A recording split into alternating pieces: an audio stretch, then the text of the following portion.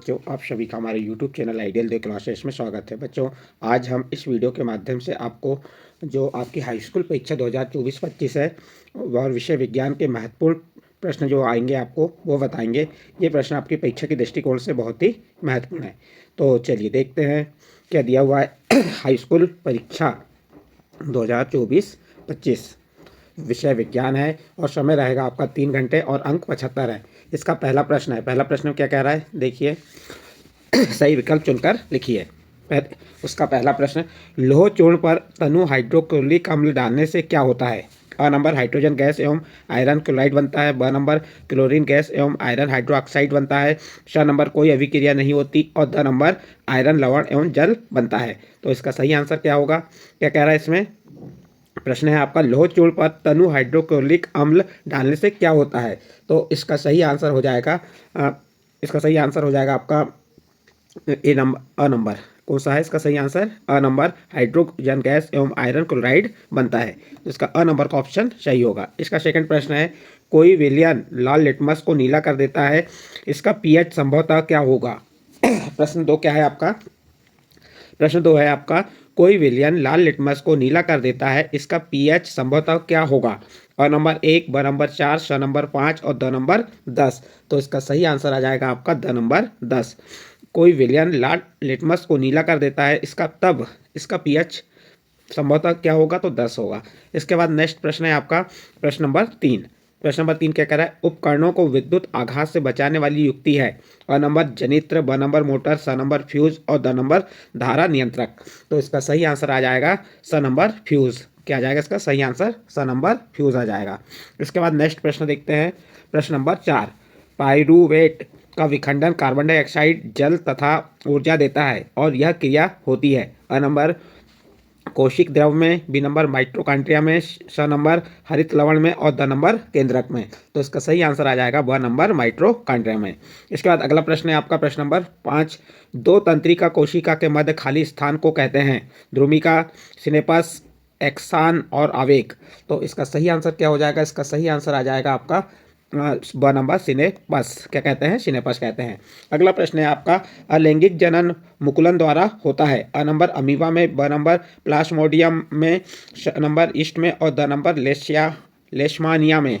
तो इसका सही आंसर आ जाएगा आपका स नंबर ईस्ट में। इस प्रकार बच्चों आपको हमने ये आपके सही विकल्प चुनकर लिखी जो 6 प्रश्न थे, वो 6 प्रश्नों के उत्तर आपको बताए। ये आपके 6 अंक के रहेंगे। इसके बाद आपका नेक्स्ट प्रश्न आता है आपका प्रश्न नंबर 2। प्रश्न नंबर 2 में क्या कहा है? रिक्त स्थानों की पूर्ति कीजिए। इसमें रिक्त स्थानों को आपको क्या करना है? पूर्ति करना है। तो इसके भी 6 प्रश्न रहेंगे और प्रत्येक प्रश्न कितने अंक के रहेंगे? 6 अंक के रहेंगे। और जो आपकी वार्षिक परीक्षा 2025 है उसके लिए ये प्रश्न बहुत ही महत्वपूर्ण है। चलिए इसका खालिस्तान नंबर 1, वे अभिक्रियाएं जिनमें उत्पाद के साथ साथ ऊष्मा भी उत्पन्न होती है उन्हें खालिस्तान अभिक्रिया कहते हैं। प्रश्न क्या है? वे अभिक्रियाएं जिसमें उत्पाद के साथ ऊष्मा भी उत्पन्न होती है। वे अभिक्रियाएं जिसमें उत्पाद के साथ ऊष्मा भी उत्पन्न होती है उन्हें खालिस्तान अभिक्रिया कहते हैं। तो कौन सी अभिक्रिया कहते हैं? ऊष्मा क्षेपी अभिक्रिया कहते हैं। तो इसके खालिस्तान क्या आ जाएगा यहाँ पे आपका? ऊष्मा क्षेपी। यहाँ पे क्या लिख देंगे आप? ऊष्मा क्षेपी। इसके बाद अगला प्रश्न है आपका प्रश्न नंबर 2। प्रश्न नंबर 2 क्या कह रहा है? प्रतिबिंब की ऊंचाई एवं बिंब की ऊंचाई का अनुपात कहलाता है। देखिए, प्रतिबिंब की ऊंचाई और बिंब की ऊंचाई का अनुपात कहलाता है, क्या कहलाता है? तो इसका सही आंसर आ जाएगा आपका आवर्धन। क्या कहलाता है? यहाँ पे दूसरे खालिस्तान में आपका आएगा आवर्धन। आवर्धन। इसके बाद तीसरा खालिस्तान है। क्या कह रहा है तीसरा प्रश्न? विद्युत धारा का एसआई मात्रक खालिस्तान है। तो इसका सही आंसर आ जाएगा एम्पियर। विद्युत धारा का एसआई मात्रक क्या कहलाता है? एम्पियर कहलाता है। तो आपके खालिस्तान क्या आ जाएगा? एम्पियर। इसके बाद नेक्स्ट प्रश्न है, नर युग्म एवं मादा युग्म के संलयन को खालिस्तान कहते हैं। प्रश्न क्या है आपका? नर युग्म एवं मादा युग्म के संलयन को खालिस्तान कहते हैं। तो इसका सही आंसर आ जाएगा आपका निषेचन। क्या कहते हैं इसे? निषेचन कहते हैं। तो यहाँ पे आप खालिस्तान में क्या लिख देंगे? निषेचन। नेक्स्ट प्रश्न है, अधातुएं प्राह विद्युती खालिस्तान होती हैं। तो आपको मालूम होना चाहिए अधातुएं प्राह विद्युती क्या होती हैं? तो कुचालक होती है। तो खालिस्तान क्या आ जाएगा यहाँ पे आपका? कुचालक। अधातुएं प्राह विद्युत की क्या होती हैं? कुचालक। फिर नेक्स्ट खालिस्तान है, खालिस्तान में ऊर्जा का प्रभाव एक ही दिशा में होता है। खालिस्तान में ऊर्जा का प्रभाव एक ही दिशा में होता है, तो इसका खालिस्तान में आ जाएगा खाद्य श्रृंखला। किसमें? खाद्य श्रृंखला। खाद्य श्रृंखला में ऊर्जा का प्रभाव एक ही दिशा में होता है। इस प्रकार बच्चों ये आपके रिक्त स्थान थे, यानी खालिस्तान भरने को आए थे, और ये कितने अंक के आप देख सकते हैं, 6 अंक के, और प्रत्येक प्रश्न के लिए 1 अंक उपलब्ध है। यदि आपके 6 खालिस्तान सही हैं तो आपको 6 अंक मिल जाएंगे। इसके बाद नेक्स्ट प्रश्न आता है आपका प्रश्न नंबर 3। प्रश्न नंबर 3 में क्या कह रहा है? सत्य या असत्य छांटिए। इसका नंबर 1, दो धातुओं के संगामी मिश्रण को मिश्र धातु कहते हैं। प्रश्न क्या है? दो धातुओं के संगामी मिश्रण को मिश्र धातु कहते हैं, तो ये असत्य आएगा। इसका क्या हो जाएगा? ये असत्य हो जाएगा। इसके बाद अगला है, मनुष्य में दोहरा परिसंचरण होता है। नंबर 2 क्या कह रहा है? मनुष्य में दोहरा परिसंचरण होता है, तो ये सत्य है असत्य? तो ये सत्य हो जाएगा। मनुष्य में दोहरा परिसंचरण होता है, तो ये कथन सत्य है। इसके बाद तीसरा प्रश्न देखिए इसी का, घरेलू विद्युत प्रत्यावर्ती धारा प्रभावित होती है। घरेलू विद्युत प्रत्यावर्ती धारा प्रभावित होती है, सत्य या असत्य? तो ये कथन भी क्या है आपका? सत्य है। ये कथन भी कैसा होगा? सत्य होगा। इसके बाद अगला प्रश्न है, अवतल लेंस की क्षमता धनात्मक होती है, तो ये कथन असत्य है। अवतल लेंस की क्षमता धनात्मक होती है, ये कथन कैसा है आपका? असत्य। तो यहाँ पे असत्य लिख देंगे आप। इसके बाद अगला प्रश्न है, द्विलिंगी पुष्पों में स्वपरागण होता है। द्विलिंगी पुष्पों में स्वपरागण होता है, सत्य या असत्य? तो ये कथन आपका सत्य है। इसके बाद अगला प्रश्न है आपका प्रश्न नंबर 6, नर संतान के लिए एक्स गुणसूत्र उत्तरदायी होता है।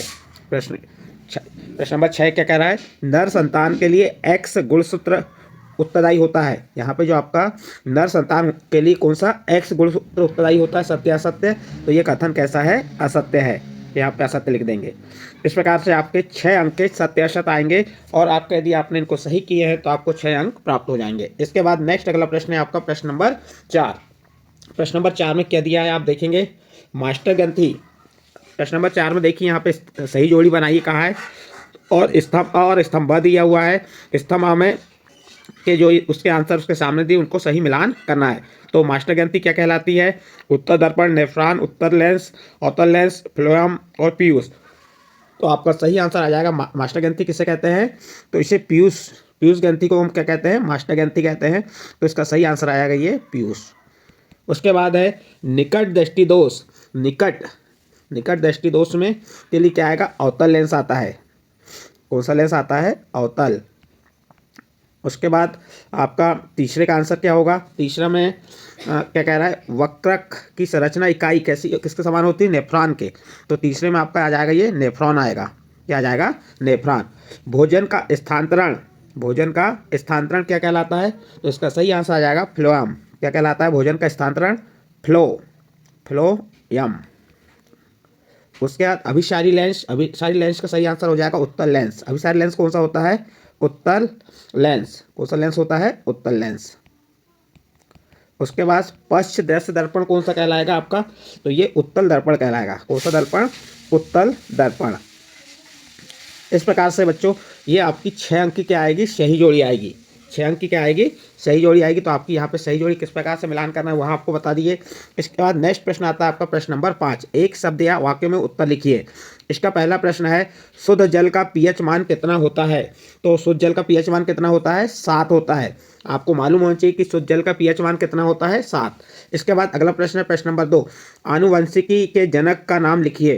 प्रश्न नंबर 2 क्या कह रहा है? आनुवंशिकी के जनक का नाम लिखिए। तो इसके जनक का नाम क्या है? Gregor John Mendel. क्या है? Gregor John Mendel. John Mendel एक किसके जनक है? ये आनुवंशिकी के जनक का नाम हो गया। इसके बाद अगला प्रश्न आएगा। अगला प्रश्न क्या है आपका? ये आपने क्या आनुवंशिकी के जनक का नाम लिखिए, तो बता दी ग्रेगर जॉन मेंडल। और तीसरा प्रश्न है, लेंस की क्षमता का मात्रक लिखिए। तो लेंस की क्षमता का मात्रक क्या होता है? डाईऑप्टर। क्या होता है? डाईऑप्टर। तो यहाँ आंसर हम क्या लिख देंगे आप? डाईऑप्टर लिख देंगे। डाईऑप्टर। उसके बाद पारे नेक्स्ट प्रश्न है आपका, पारे की मिश्र धातु क्या कहलाती है? पारे की मिश्र धातु क्या कहलाती है? अमलगम कहलाती है। पारे की मिश्र धातु क्या कहलाती है? अमलगम कहलाती है। इसके बाद नेक्स्ट अगला प्रश्न आएगा आपका प्रश्न नंबर 5, एक अश्व शक्ति में कितना वाट होते हैं? एक अश्व यानी एक घोड़े की शक्ति में कितने वाट होते हैं? तो इसका सही आंसर आ जाएगा 746 वाट। कितना वाट होता है? 746 वाट होता है। फिर इसके बाद नेक्स्ट अगला प्रश्न है आपका प्रश्न नंबर 6। विद्युत धारा मापक यंत्र का क्या नाम है? तो इसका सही आंसर आ जाएगा अमीटर या विद्युत धारा मापी। इसमें लिख देंगे अमीटर या क्या लिख देंगे? विद्युत धारा मापी। इस प्रकार से आपका ये प्रश्न नंबर 5 भी कंप्लीट होता है। और ये प्रश्न भी कितने अंक का था? आपका 6 अंक का था। जिस प्रकार से देखिए आपको हमने प्रश्न नंबर 1 में सही विकल्प बताया, प्रश्न नंबर 2 में रिक्त स्थान, प्रश्न नंबर 3 में सत्य असत्य, प्रश्न नंबर 4 में सही जोड़ी, प्रश्न नंबर 5 में एक शब्द या वाक्य में उत्तर लिखिए। इसके बाद नेक्स्ट प्रश्न आता है आपका प्रश्न नंबर 6। आपने देखे यहाँ पे जो आपके 5 प्रश्न थे, ये पाँचों प्रश्न, एक प्रश्न में 6 प्रश्न थे, 6 अंक आपके, तो 5 प्रश्न में कितने अंक हो जाएंगे? 5 छक्का 30 अंक का आपका यहाँ पे 5 प्रश्न कंप्लीट होते हैं। यदि आपने सही किए हैं तो आपको आसानी से 30 अंक प्राप्त हो जाएंगे। इसके बाद नेक्स्ट अगला प्रश्न आता है आपका प्रश्न नंबर 6। प्रश्न नंबर 6 में विकृत गंधिका को परिभाषित कीजिए और उसके अध्ययन दिया है संयोजन अभिक्रिया को उदाहरण सहित समझाइए। तो देखिए बच्चों, यहाँ पे आपको 2 प्रश्न दिए हैं। एक दिया विकृत गंधिका को परिभाषित कीजिए और उसके अध्ययन दिया संयोजन अभिक्रिया को उदाहरण सहित समझाइए।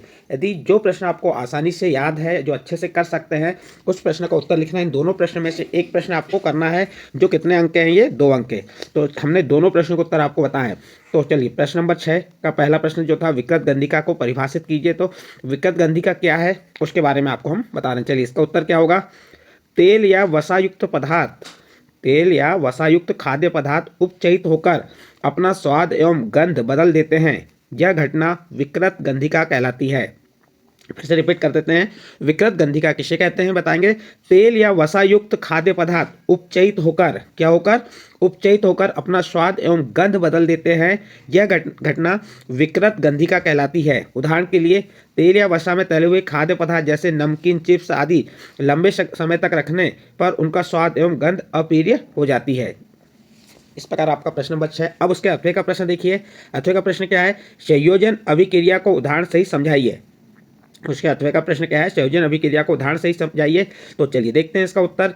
संयोजन अभिक्रिया वे रासायनिक अभिक्रियाएं जिनमें 2 या 2 से अधिक तत्व या यौगिक संयुक्त होकर एकल उत्पाद बनाते हैं, संयोजन अभिक्रिया कहलाती है। फिर से रिपीट कर दे रहे हैं इस प्रश्न का उत्तर। संयोजन अभिक्रिया क्या है? तो संयोजन अभिक्रिया उसका उत्तर बताएंगे आप।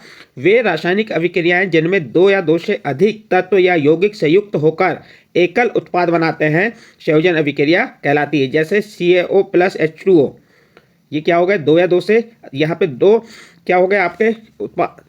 2 या 2 से अधिक तत्व, तो कौन सा? CaO + H2O, ये 2 मिलकर एक संयोजक उत्पादक बनाते हैं। क्या बनाते हैं? CaOH2 धन ऊष्मा। तो इस प्रकार से इसका उदाहरण बता देंगे। इस प्रकार आपका प्रश्न नंबर 6 कंप्लीट हुआ। इसके बाद नेक्स्ट प्रश्न है आपका प्रश्न नंबर 7। आयनिक यौगिकों के उच्च गलनांक क्यों होते हैं? प्रश्न क्या है आपका? आयनिक यौगिकों के उच्च गलनांक क्यों होते हैं? और उसके अर्थ में पूछा है उभयधर्मी ऑक्साइड क्या होते हैं? 2 उभयधर्मी ऑक्साइडों का उदाहरण दीजिए। तो देखिए इसका उत्तर पहले वाले का, आयनिक यौगिक के उच्च गलनांक क्यों होते हैं, तो उसका उत्तर होगा आयनिक यौगिकों के मध्य पाए जाने वाले मजबूत अंतर आयनिक आकर्षण को तोड़ने के लिए ऊर्जा की पर्याप्त मात्रा की आवश्यकता होती है, इसलिए आयनिक यौगिकों के उच्च गलनांक होते हैं। फिर से देखिए इस प्रश्न का उत्तर। आयनिक यौगिकों के मध्य पाए जाने वाले मजबूत अंतर आयनिक आकर्षण को तोड़ने के लिए ऊर्जा की पर्याप्त मात्रा की आवश्यकता होती है, इसलिए इसे आयनिक यौगिक के उच्च गलनांक होते हैं। और इसी का अथवे का प्रश्न है उभयधर्मी ऑक्साइड क्या होते हैं? 2 उभयधर्मी ऑक्साइडों का उदाहरण दीजिए। तो देखिए इसका उत्तर, उभयधर्मी ऑक्साइड ऐसे ऑक्साइड जो अम्लों एवं क्षारों दोनों से अभिक्रिया करके लवण एवं जल बनाते हैं, वे उभयधर्मी ऑक्साइड कहलाते हैं। उभयधर्मी ऑक्साइड किसे कहते हैं? तो आप क्या बताएंगे? ऐसे ऑक्साइड जो अम्लों एवं क्षारों दोनों से क्या अभिक्रिया करके लवण एवं जल बनाते हैं, वे उभयधर्मी ऑक्साइड कहलाते हैं। उदाहरण के लिए एल्यूमिनियम ऑक्साइड एवं जिंक ऑक्साइड। इस प्रकार बच्चों आपका ये प्रश्न नंबर 7 के दोनों प्रश्नों के उत्तर कंप्लीट हुए। इसके बाद नेक्स्ट प्रश्न है आपका प्रश्न नंबर 8। कार्बन के 2 गुणधर्म कौन कौन से हैं? और उसके अर्थ में पूछा है हाइड्रोजनीकरण अभिक्रिया को परिभाषित कीजिए। तो चलिए पहले प्रश्न का उत्तर, कार्बन के दो मुख्य गुणधर्म, इसमें क्या चतुर संयोजकता पाई जाती है। पहला गुणधर्म क्या है? चतुर संयोजकता। और दूसरा गुणधर्म क्या है? श्रृंखलन क्षमता। तो ये कार्बन के 2 गुणधर्म हो गए। उसका अच्छे वाला प्रश्न है हाइड्रोजनीकरण अभिक्रिया को परिभाषित कीजिए। तो देखिए हाइड्रोजनीकरण अभिक्रिया क्या है, पैलेडियम या निकिल जैसे उत्प्रेरक की उपस्थिति में क्या है, पैलेडियम या निकिल जैसे उत्प्रेरक की उपस्थिति में असंतृप्त हाइड्रोकार्बन हाइड्रोजन से जुड़कर संतृप्त हाइड्रोकार्बन बनाते हैं। यह प्रक्रिया हाइड्रोजनिक कहलाती है। हाइड्रोजनिक अभिक्रिया क्या कहलाती है, निकिल जैसे पैलेडियम या निकिल जैसे उत्प्रेरक की उपस्थिति में असंतृप्त हाइड्रोकार्बन हाइड्रोजन से जुड़कर संतृप्त हाइड्रोकार्बन बनाते हैं। यह प्रक्रिया हाइड्रोजनीकरण कहलाती है। हाइड्रोजनीकरण की अभिक्रिया का औद्योगिक अनुप्रयोग निकिल की उपस्थिति में वनस्पति तेलों की हाइड्रोजन से अभिक्रिया करा के वनस्पति घी बनाने में होता है। और उसका क्या है आपका, अब ये इस प्रकार से आप इससे बता सकते हैं। ठीक है, नेक्स्ट अगला प्रश्न है आपका प्रश्न नंबर 9। प्रश्न नंबर 9 क्या कह रहा है, प्रतिवर्ती क्रिया किसे कहते हैं, और उसी के अर्थ में पूछा है मानव मस्तिष्क के कार्य लिखिए। तो सबसे पहले आपको प्रतिवर्ती क्रिया किसे कहते हैं वो बता दे रहे हैं।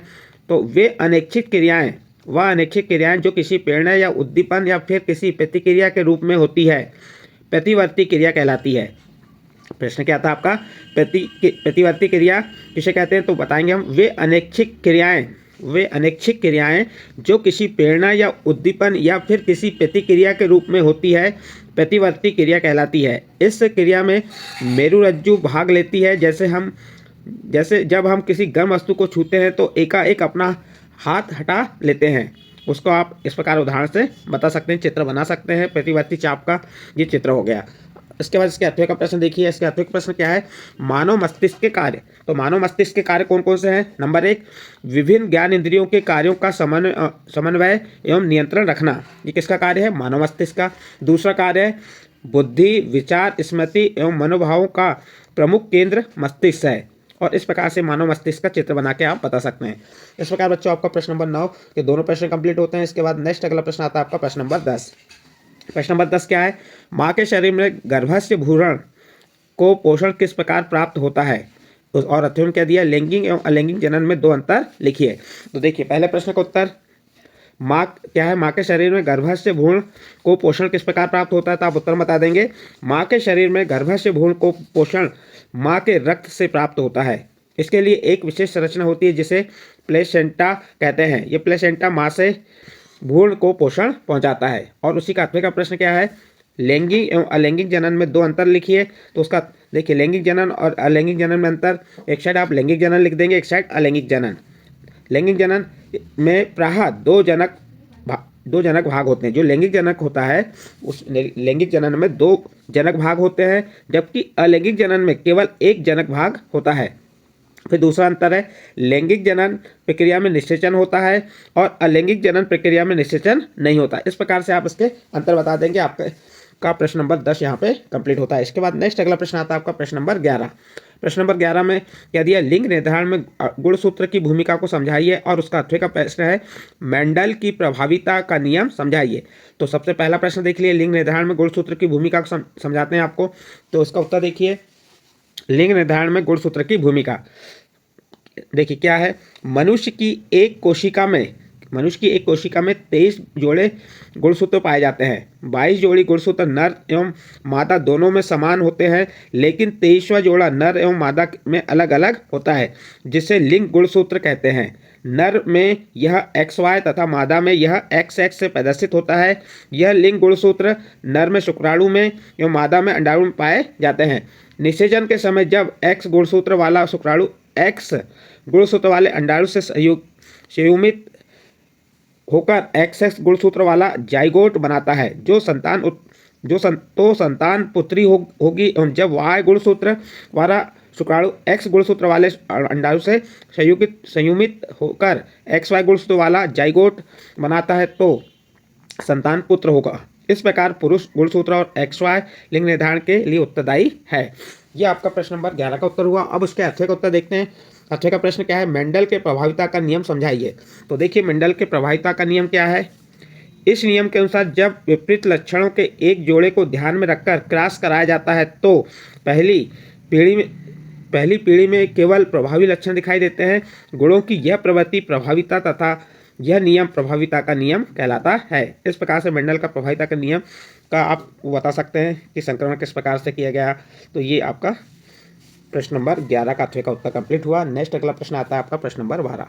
प्रश्न नंबर 12 में क्या कह रहा है, अवतल दर्पण के मुख्य फोकस की परिभाषा लिखिए और उसके अध्ययन दिया है प्रकाश के अपवर्तन के नियम लिखिए।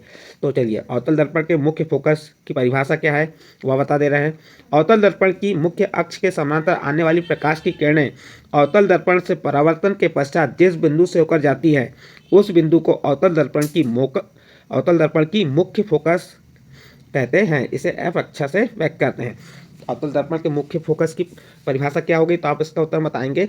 अवतल दर्पण की मुख्य अक्ष के समानांतर आने वाली प्रकाश की किरणें अवतल दर्पण से परावर्तन के पश्चात जिस बिंदु से होकर जाती है उस बिंदु को अवतल दर्पण की मुख्य फोकस कहते हैं। इसे एफ अक्षर से व्यक्त करते हैं। और उसी का अध्याय का प्रश्न क्या है, प्रकाश के अपवर्तन के नियम लिखिए। तो देखिए, प्रकाश का अपवर्तन का नियम क्या है, या सबसे पहले तो प्रकाश का अपवर्तन क्या है वो समझ लेते हैं। प्रकाश की किरण जब एक माध्यम से दूसरे माध्यम में जाती है तो वह अपने मार्ग से विचलित हो जाती है। इस घटना को प्रकाश का अपवर्तन कहते हैं। प्रकाश का अपवर्तन किसे कहते हैं, प्रकाश की किरण है जब एक माध्यम से दूसरे माध्यम में जाती है तो वह अपने मार्ग से क्या हो जाती है, विचलित हो जाती है, यानी हट जाती है। इस घटना को प्रकाश का अपवर्तन कहते हैं। अब उसके प्रकाश के अपवर्तन के नियम क्या है। पहला नियम है, अपवर्तित किरण एवं अपतन बिंदु पर अभिलंब सभी एक ही स्थल पर होते हैं।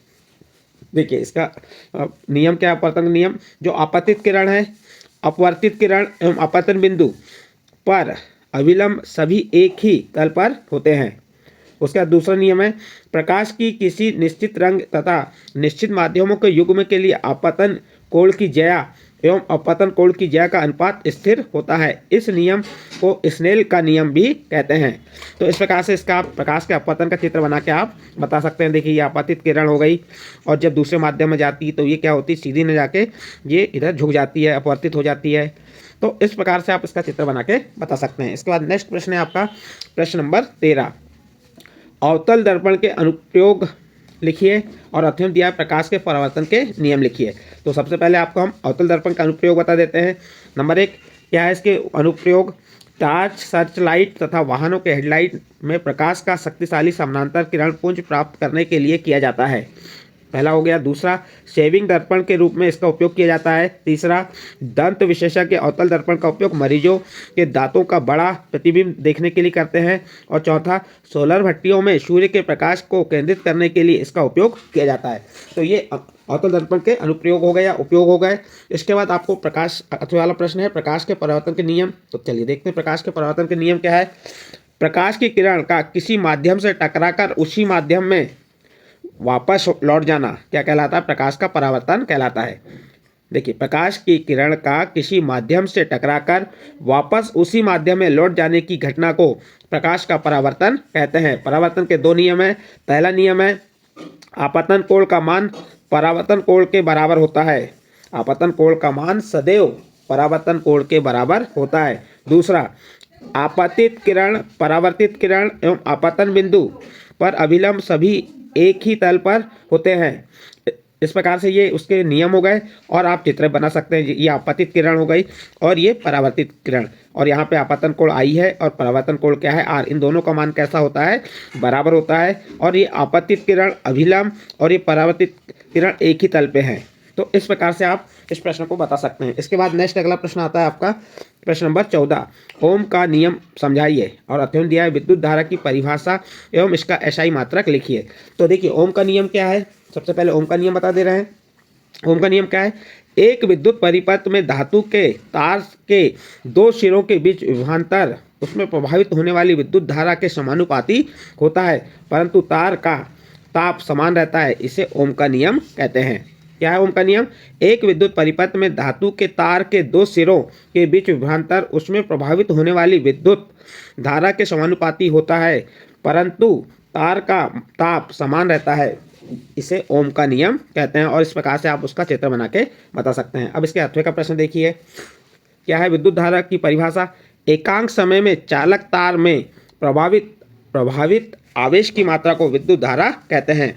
विद्युत धारा को I से दर्शाते हैं, आवेश को Q से और भागित समय को T से। तो विद्युत धारा बराबर क्या होगा, आवेश भागित समय। इसका SI मात्रक एम्पियर है। विद्युत धारा का SI मात्रक क्या है, एम्पियर है। इस प्रकार आपका प्रश्न नंबर 14 कंप्लीट हुआ। इसके बाद नेक्स्ट प्रश्न है आपका प्रश्न नंबर 15। चुंबकीय क्षेत्र रेखाओं के गुण लिखिए। और अथवा प्रश्न है फ्लेमिंग के बाएं हाथ का नियम। दोनों में से जो प्रश्न आपको बने उसका उत्तर लिख सकते हैं। चलिए, चुंबकीय क्षेत्र की रेखाओं गुण। नंबर 1, चुंबकीय क्षेत्र रेखाएं चिकने बंद वक्र होते हैं। चुंबकीय क्षेत्र रेखाएं कैसे होते हैं, चिकने बंद वक्र होते हैं जो परस्पर प्रच्छेद नहीं करते हैं। दूसरा, ये रेखाएं चुंबक के बाहर उत्तरी ध्रुव से दक्षिण ध्रुव की ओर तथा अंदर दक्षिणी ध्रुव से उत्तरी ध्रुव की ओर होती हैं। इसके बाद अगला प्रश्न है आपका फ्लेमिंग के बाएं हाथ का नियम। तो फ्लेमिंग के बाएं हाथ का नियम क्या है, चलो उसे देख लेते हैं। अपने वाम हस्त की तर्जनी यानी मध्यमा एवं अंगूठे को हम परस्पर लंबवत दिशा में फैलाएं और यदि तर्जनी चुंबकीय क्षेत्र की दिशा और मध्यमा चालक में प्रभावित विद्युत धारा की दिशा की ओर संकेत करती है तो अंगूठा चालक की गति की दिशा अथवा चालक पर लगने वाले बल की दिशा की ओर संकेत करेगा। इस प्रकार से ये आपका प्रश्न नंबर 15 कंप्लीट हुआ। इसके बाद नेक्स्ट अगला प्रश्न आता है आपका प्रश्न नंबर 16। किसी क्षण के चुंबक के चारों ओर चुंबकीय रेखाएं खींचिए। तो देखिए, और उसके अर्थ में क्या दिया है, दक्षिण हस्त अंगुष्ठ नियम क्या है लिखिए।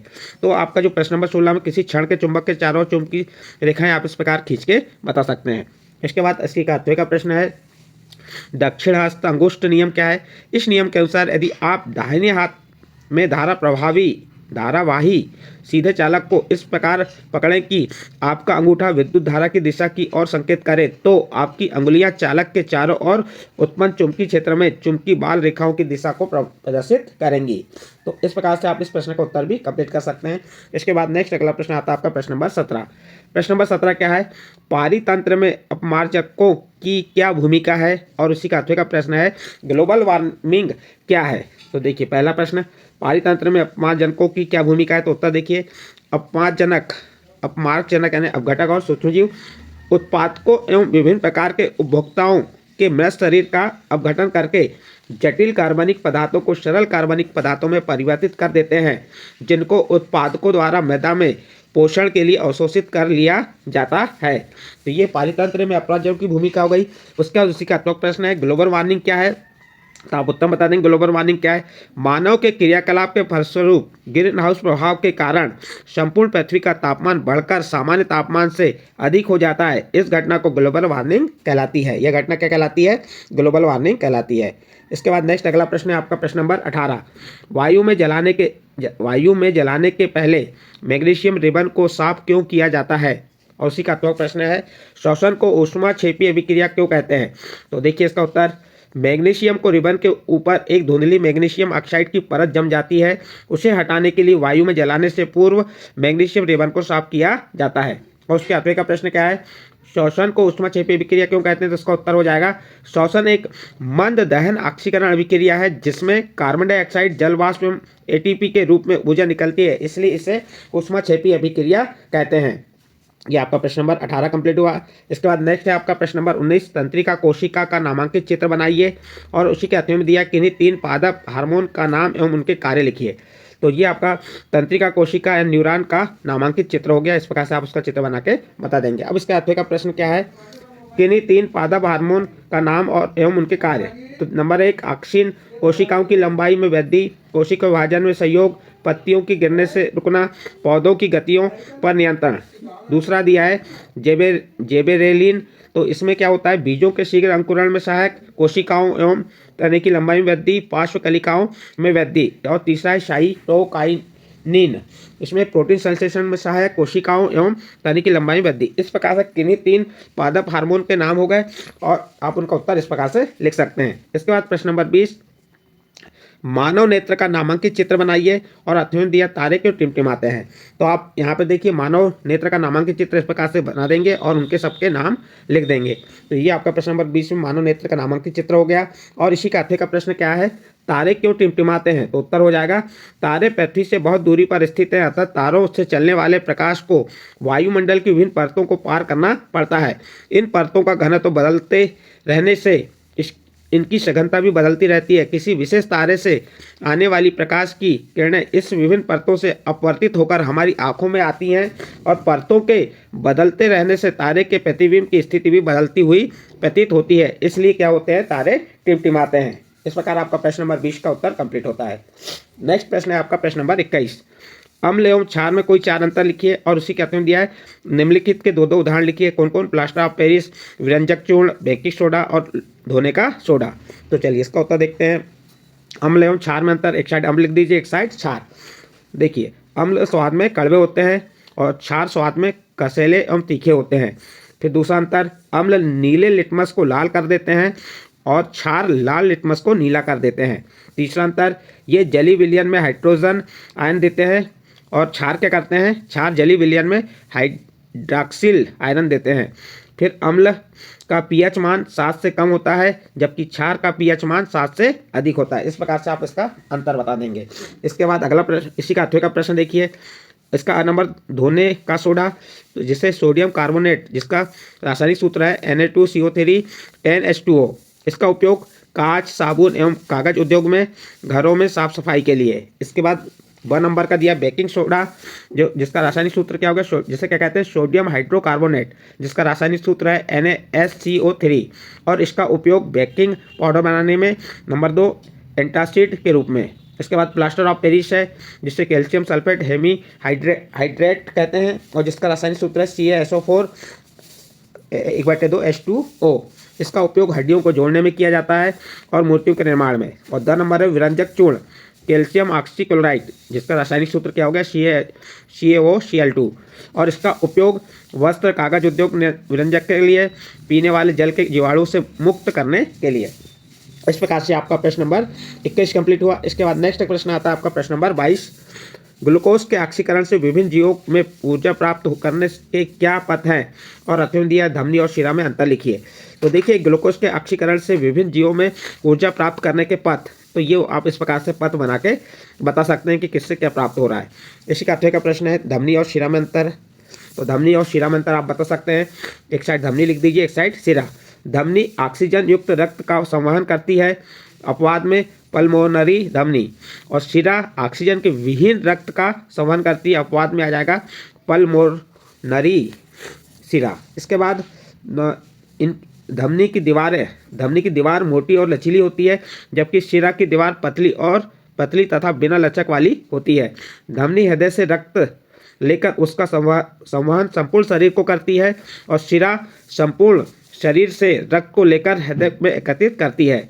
धमनी में कपाट नहीं पाए जाते जबकि शिरा में कपाट पाए जाते हैं। इस प्रकार से आप धमनी और शिरा में अंतर बता सकते हैं। आपका प्रश्न नंबर 22 कंप्लीट हुआ। इसके बाद नेक्स्ट प्रश्न आता है आपका प्रश्न नंबर 23। प्रश्न नंबर 23 क्या है, देखिए प्रश्न नंबर 23 में आप, चलिए प्रश्न नंबर 23 देख लेते हैं। साबुन एवं अपमार्जक में अंतर लिखिए। और 8वें का प्रश्न है मीथेन एवं कार्बन डाइऑक्साइड का इलेक्ट्रॉन बिंदु संरचना बनाइए। तो ये साबुन और अपमार्जक में अंतर बता सकते हैं आप, ये अंतर लिखा हुआ है, आपसे समझ सकते हैं, पढ़ सकते हैं, और यदि आपके पास सरल अंतर हो तो उसे भी कर सकते हैं। और उसी के 8वें का प्रश्न, इस प्रकार से आप मीथेन और कार्बन डाइऑक्साइड का इलेक्ट्रॉन बिंदु संरचना बना सकते हैं। तो इस प्रकार से ये आपके विषय विज्ञान, कक्षा 10वीं विषय विज्ञान के जो महत्वपूर्ण प्रश्न पत्र है, उस प्रश्न पत्र के आपको 23 प्रश्नों के अथवा सहित उत्तर बताए। यदि आपको इन प्रश्नों के उत्तर अच्छे लगे हों तो आप हमारे चैनल आइडियल देव क्लासेस को सब्सक्राइब कीजिए, लाइक कीजिए और इस वीडियो को अन्य ग्रुप में शेयर जरूर कीजिए। ठीक है बच्चों।